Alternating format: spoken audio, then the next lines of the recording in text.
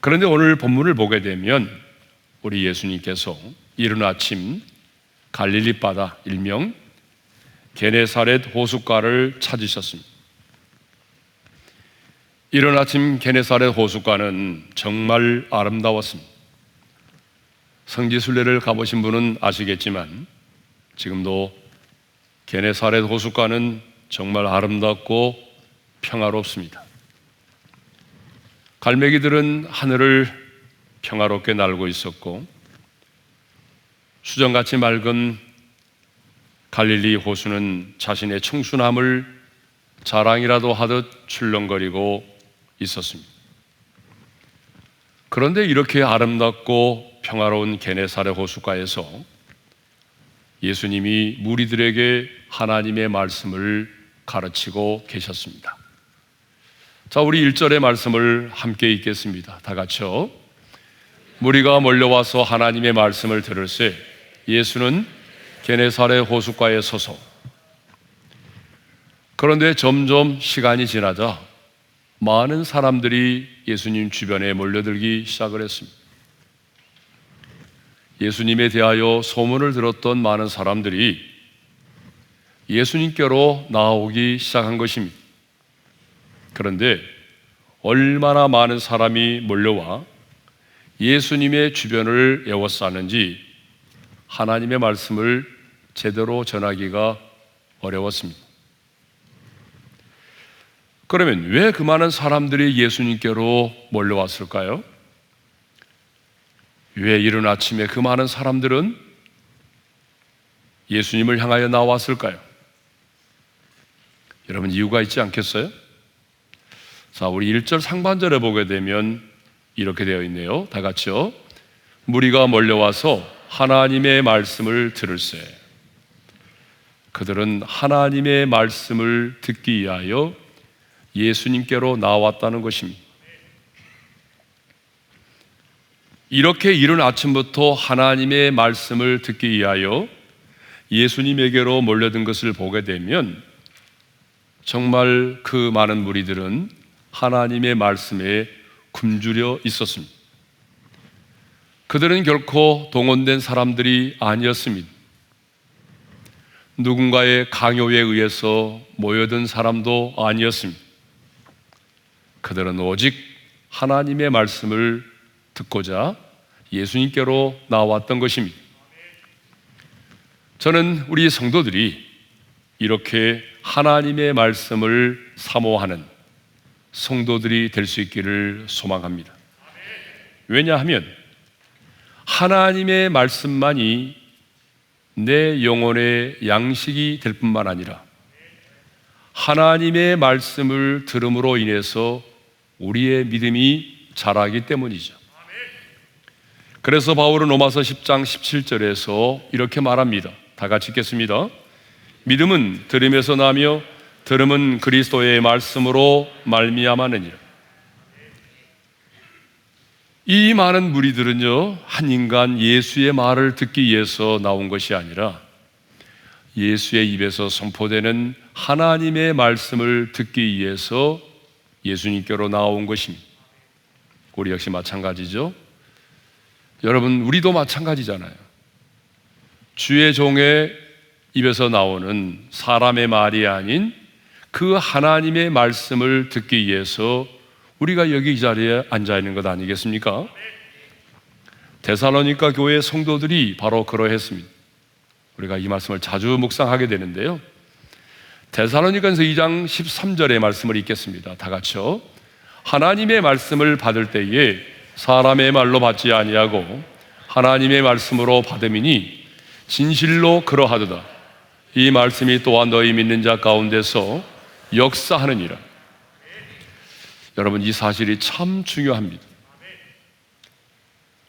우리가 사람의 말로 받지 아니하고 하나님의 말씀으로 받을 때에 이 말씀이 믿는 자 가운데서 역사하기 시작한다는 것입니다.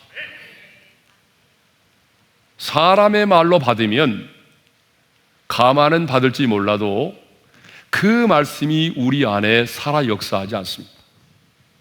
그래서 저는 우리 오륜교회 성도들이 말씀을 받을 때마다 정말 사람의 말이 아닌 하나님이 지금 내게 주시는 말씀으로 말씀을 받아서 그 말씀이 믿는 여러분의 삶 가운데 여러분의 심령 속에 역사할 수 있기를 바랍니다. 그런데 너무나 많은 사람들이 몰려왔기 때문에 예수님은 더 이상 말씀을 자유롭게 전할 수 없는 상황이 되어버렸어요. 그래서 예수님은 더 나은 장소를 찾기 위해서 주위를 둘러보았죠. 둘러보았더니 마침 호숫가에 배 두 척이 있는 것입니다. 그리고 때마침 갈릴리 바다에서 고기를 잡고 돌아온 어부들이 그물을 씻고 있었습니다. 그런데 예수님은 더 많은 사람들에게 말씀을 증거하기 위해서 한 배에 오르셨습니다. 자, 3절의 말씀을 읽겠습니다. 다 같이요. 예수께서 한 배에 오르시니 그 배는 시몬의 배라. 육지에서 조금 떼기를 청하시고 앉으사 배에서 무리를 가르치시더니, 예수님은 두 배 가운데 한 배에 오르셨는데요, 그 배가 누구의 배였죠? 시몬 베드로의 배였습니다. 주님은 시몬에게 그 배로 하여금 육지에서 조금 떼기를 청하셨습니다. 그리고 그 배에 앉아서 자유롭게 하나님의 말씀을 전하며 가르치기 시작하셨습니다. 자, 배에 앉아서 무리들에게 말씀을 가르치시던 예수님은요, 말씀을 마치신 다음에 이제 시몬에게 말씀하십니다. 깊은 데로 가서 그물을 내려 고기를 잡으라고 말씀하시죠. 자, 우리 4절의 말씀을 읽겠습니다. 다 같이요. 말씀을 마치시고 시몬에게 이르시되 깊은 데로 가서 그물을 내려 고기를 잡으라. 그런데 이 깊은 데로 가서 그물을 내려 고기를 잡으라고 하는 이 예수님의 말씀은요, 다른 사람은 몰라도 어부인 베드로의 입장에서는 정말 순종하기 어려운 말씀이었어요. 왜 이 말씀이 순종하기 어려우냐? 그 첫 번째로 어부로서의 전문성에 비추어 볼 때에 받아들이기 어려운 말씀이었습니다. 여러분, 예수님은 목수이지 어부가 아니지 않습니까? 반면에 베드로는 어떤 사람이죠? 이 갈릴리 뼈에서 잔뼈가 굵은 어부입니다. 어부로서 일생을 살아왔어요. 이곳에서 태어나서 이곳에서 자라면서 평생을 고기를 잡아왔기 때문에 어느 시간에 어디에 물고기가 있는지는 누구보다도 잘 알고 있었던 사람이 바로 베드로입니다. 그러니까 예수님의 이 말씀은 어부로서의 전문성에 비추어 볼 때에 결코 받아들일 수가 없는 그런 말씀이었던 것이죠. 두 번째로는요, 육체의 피곤함이었어요. 사실 베드로는 지난 밤에도 밤새도록 그물을 던졌지만 한 마리의 고기도 잡지 못하였습니다. 그래서 굉장히 피곤한 몸을 이끌고 지금 아침에 갈릴리 바다에서 그물을 씻고 있었습니다. 야근을 해보신 분은 아시겠지만 야근이 얼마나 피곤하고 힘이 듭니까? 그것도 말이죠, 사무실에 앉아서 전화를 받는 숙직 정도가 아니라, 여러분, 파도가 이는 그 바다 위에서 밤을 새워가면서 그물을 내려서 고기를 잡는 일은요, 정말 쉬운 일이 아닙니다. 세 번째로는요, 이 동료들과의 관계와 재정의 어려움입니다.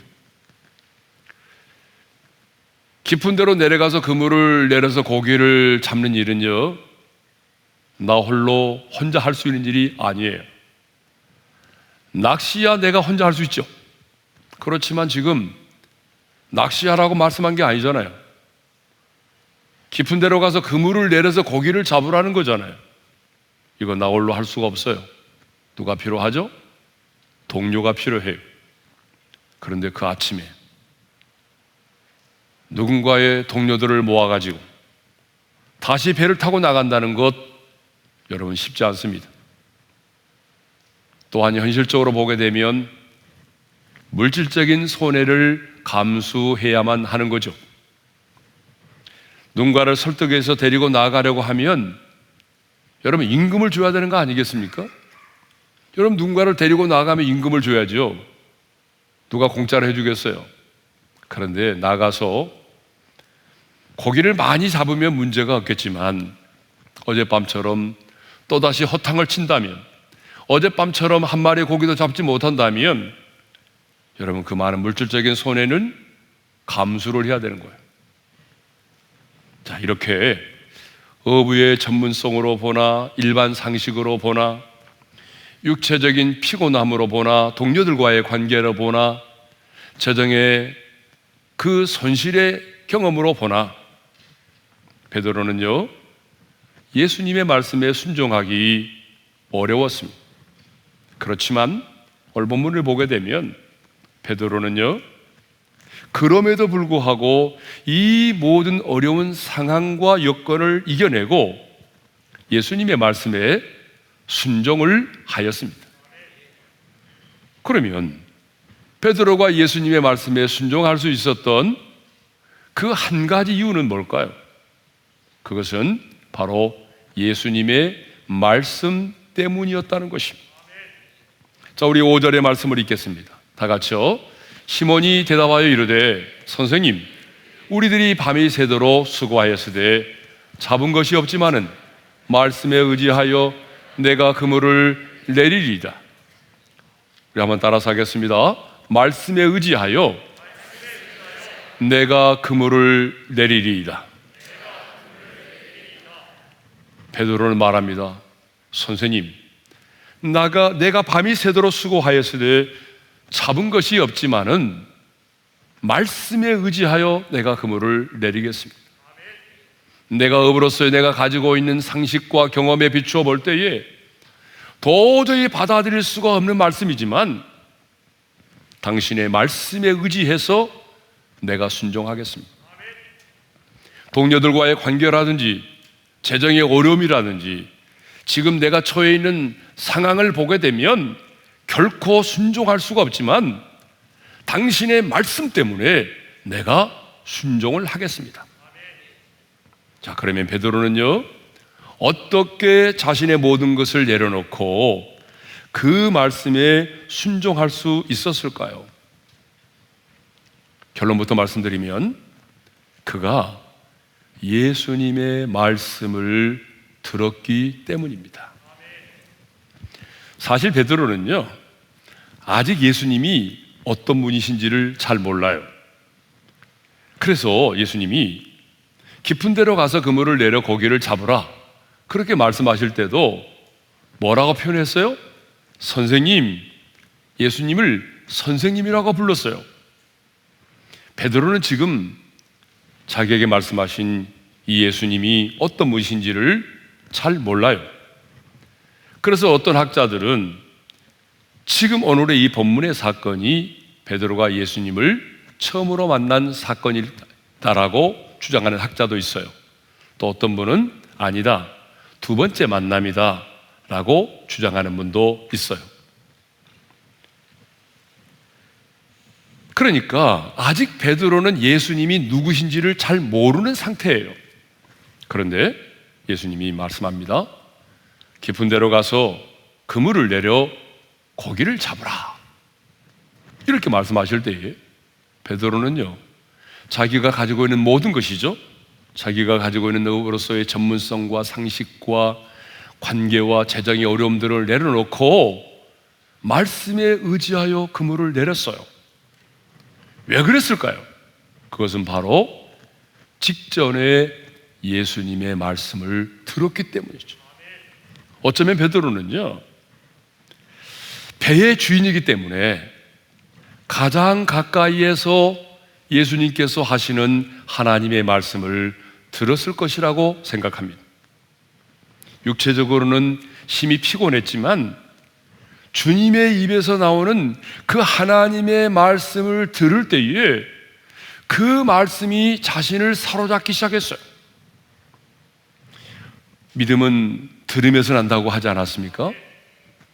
믿음은 들으면서 난다고 말씀하신 것처럼 예수님의 입에서 선포되는 하나님의 말씀을 들을 때에 베드로 안에 믿음이 생긴 거예요. 여러분, 믿음이 생겼기 때문에 순종할 수가 있는 거죠. 믿음이 없는데 어떻게 순종합니까? 그러니까 이 말씀을 정리해 보면 베드로는 특별한 사람이기 때문에 주님의 말씀 앞에 순종한 게 아니고요, 예수님에 대해서 잘 몰랐지만 그날 아침 예수님께서 하시는 말씀을 들으면서 그 안에 믿음이 생겼고, 그 믿음이 생겼기 때문에 모든 것을 내려놓고 그 말씀 앞에 순종할 수가 있었던 것입니다. 아무튼 베드로는 자신의 모든 것을 내려놓고 말씀에 순종하여 깊은 데로 가서 그물을 내렸습니다. 그렇다면 그 말씀에 순종한 결과는 무엇일까요? 자, 우리 6절의 말씀을 읽겠습니다. 다 같이요. 그렇게 하니 고기를 잡은 것이 심히 많아 그물이 찢어지는지라. 자기의 모든 것을 내려놓고 말씀 앞에 순종하여 나아갔더니 어떤 일이 벌어졌다고 말하죠? 고기가 심히 많아서 그물이 찢어질 정도가 되었다는 것입니다. 7절을 보게 되면 이렇게 되어 있어요. 7절의 말씀도 읽겠습니다. 다 같이요. 이에 다른 배에 있는 동무들에게 손짓하여 와서 도와달하니 그들이 와서 두 배의 체험에 잠기게 되었더라. 자신의 배에 다 실을 수가 없어서 또 다른 동무의 배를 불러서 두 배에 가득 채울 만큼 많은 고기가 잡혔다는 것입니다. 내가 가지고 있는 모든 것들을 내려놓고 하나님의 말씀 앞에 순종하면 하나님께서 그 인생을 책임져 주신다는 것입니다. 여러분, 베드로가 순종했던 단 한 가지 이유가 뭐예요? 단 한 가지 이유는 예수님의 말씀 때문이었습니다. 만일 베드로가요, 업으로서 자신이 가지고 있는 어떤 상식과 경험에 의해서 여러분 이렇게 그물을 내렸다고 한다면 하나님은 오늘 본문에서와 같은 이런 놀라운 기적을 일어나지 않았을 것입니다. 그러나 오직 한 가지, 주님의 말씀에 의지하여 그물을 내렸기 때문에 하나님이 그 말씀대로 이루어 주신 것입니다. 그 말씀대로 하나님이 축복하신 것입니다. 베드로가 예수님의 말씀에 순종하여 깊은 곳에 이렇게 그물을 내렸잖아요. 그럴 때 주님은 어떻게 하고 계셨을까요? 여러분, 우리 주님은요, 베드로에게 깊은 곳에 가서 그물을 내려 고기를 잡으라고 말씀하실 때에 주님은 이미 갈릴리 바닷속에 있는 그 많은 물고기들로 하여금 베드로가 그물을 내리는 그 깊은 곳으로 움직이게 하신 거죠. 그래서 그물이 찢어질 정도, 아니 한 배가 아닌 두 배에 실을 만큼의 많은 물고기를 잡게 하셨습니다. 그렇습니다. 하나님은요, 지금도 우리가 하나님의 말씀 앞에 순종하면 그 말씀대로 그 인생을 책임져 주십니다. 그래서 파스칼은 이렇게 말했어요. 제가 언젠가도 말씀드린 것 같은데 우리 한번 읽겠습니다. 다 같이요. 하나님은 철학자의 하나님이 아니고 과학자의 하나님이 아니라 성경에 가르친 대로 믿는 자의 하나님이시다. 그리고 신앙은 인간의 이성을 십자가에 못 박는 것이다. 여러분, 파스칼이 왜 이런 말을 했을까요? 우리가 하나님의 말씀 앞에 순종하려고 하게 되면 여러분, 무엇이 가장 큰 장애물로 다가오죠? 우리의 이성, 우리의 경험, 우리의 상식, 그리고 내 주변에 있는 사람들과의 관계, 그 다음에 물질의 손해. 여러분, 이런 것들이 결국 우리로 하여금 하나님의 말씀 앞에 순종하지 못하게 만드는 거죠. 그러므로 우리는 베드로처럼 주님이 말씀하신다면, 주님이 내게 말씀을 하신다면 내가 가지고 있는, 내가 알고 있는 그 상식과 경험과 그리고 주변 사람들과의 관계와 재정의 어려움을 감수하면서라도 우리는 그 말씀 앞에 순종해야 한다는 것입니다. 그래야 하나님이 내 인생을 책임져 주시는 그런 삶을 살 수가 있는 것이죠. 하나님은 우리가 말씀에 의지하여, 그 말씀에 의지하여 순종의 발걸음을 내디딜 때 그 발걸음을 책임져 주시는 거죠. 이 말은, 하나님이 내 인생을 책임져 주신다는 말은 부자가 되게 해주겠다, 권력을 갖게 해주겠다는 말이 아닙니다. 가난하게 살더라도, 말씀대로 살아서 내가 좁은 길을 걸을지라도 하나님의 말씀에 의지하여 순종하여 살아가면 하나님이 그 인생을 버리지 않고 책임져 주신다는 거죠. 여러분, 성경을 보십시오. 하나님이 어떤 사람의 인생을 책임져 주셨습니까? 약속의 말씀을 붙들고 그 하나님의 약속의 말씀을 믿음으로 선포하고, 그 약속의 말씀을 믿음으로 외치고, 그 약속의 말씀을 붙들고 씨름하고, 마침내 그 약속의 말씀 앞에 무릎 꿇고 순종하는 사람, 하나님이 그 사람의 인생을 책임져 주셨습니다. 그러므로 여러분, 정말 하나님이 여러분의 인생을 책임져 주는, 하나님이 책임져 주는 인생을 살기를 원한다면 여러분이 가지고 있는 기본의 상식과 개념과 상황과 환경을 뛰어넘어서 하나님의 말씀 앞에 순종할 수 있기를 바랍니다. 신실하신 하나님은 여러분 때문이 아니라 여러분이 붙들고 있는 그 하나님의 말씀, 여러분이 외치고 씨름하고 있는 그 하나님의 말씀, 여러분이 순종하는 그 하나님의 말씀 때문에 여러분의 인생을 책임져 주는 것입니다. 여러분 때문이 아니라 여러분이 붙들고 있는 그 하나님의 말씀 때문에 하나님이 여러분의 인생을 책임져 주시는 것입니다. 그러므로 하나님의 자녀된 우리들에게는 뭐가 있어야 되죠? 오늘 내가 붙들고 씨름하고 있는 말씀이 있어야 됩니다. 하나님이 내게 주신 말씀이 있어야 됩니다. 내가 평생을 살아가면서 내가 그 말씀을 붙들고 믿음으로 외치고 씨름하고 선포할 수 있는 말씀, 그리고 그 말씀 앞에 무릎을 꿇고 그 말씀 앞에 순종의 발걸음을 내디딜 수 있는 그 말씀이 있어야 합니다. 신앙생활은요, 하나님의 말씀 앞에 내 인생을 거는 거예요. 하나님의 말씀 앞에 내 젊음을 거는 거예요. 하나님의 그 말씀 앞에 내 인생의 운명을 거는 거예요. 그것이 신앙생활입니다. 근데 우리는 걸지도 않아요. 하나님의 말씀을 붙들고 외치는 말씀도 없어요. 늘 기도는 하면서도 잔머리 굴리죠. 그러면서도 하나님이 왜 내 인생을 책임져 주지 않느냐고 말해요. 여러분, 하나님은 만홀히 여김을 받지 않습니다. 하나님은요, 베드로처럼 여러분이 가지고 있는 모든 것들을 내려놓고 그 말씀을 붙들고 말씀에 의지하여 순종의 발걸음을 내디딜 때에 여러분을 인해서가 아니라 그 말씀을 인하여 그 말씀대로 여러분의 인생을 책임져 주시는 것입니다. 여러분이 아무리 똑똑해도 여러분은 여러분의 인생을 책임질 수가 없습니다. 5분을 알지 못하는 여러분이 여러분의 인생을 책임질 수 있습니까? 여러분이 여러분의 자녀를 사랑하지만 여러분의 자녀의 인생을 여러분이 책임져 줄 수 있습니까? 우리는 내 자신의 인생도 내 자녀의 인생도 책임질 수가 없습니다. 그러나 내가 말씀을 붙들고 내 자녀가 그 말씀을 붙들고 순종의 발걸음을 내딛는다면 하나님은 그 말씀대로 내 인생을, 내 자녀의 인생을 하나님이 책임져 주십니다.